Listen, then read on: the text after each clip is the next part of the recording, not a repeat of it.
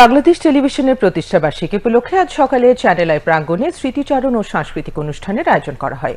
বিশিষ্ট অভিনেতা আফজাল হোসেনের উপস্থাপনায় অনুষ্ঠানে গণমাধ্যম ব্যক্তিত্ব শাইখ সিরাজ, নাট্য ব্যক্তিত্ব আবুল হায়াত, খায়রুল আলম সবুজ, সঙ্গীত শিল্পী ফেরদৌস আরা, খুরশিদ আলম, ফাতেমাতুজ জোহরা সহ বাংলাদেশ টেলিভিশনের সাবেক কলাকুশলী এবং গুণীজন ব্যক্তিবর্গ উপস্থিত ছিলেন।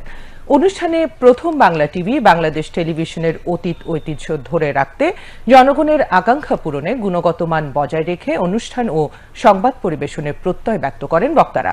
অনুষ্ঠানে দেশের সংস্কৃতি ও মুক্তিযুদ্ধের চেতনার আলোকে সাংস্কৃতিক অনুষ্ঠান পরিবেশিত হয়।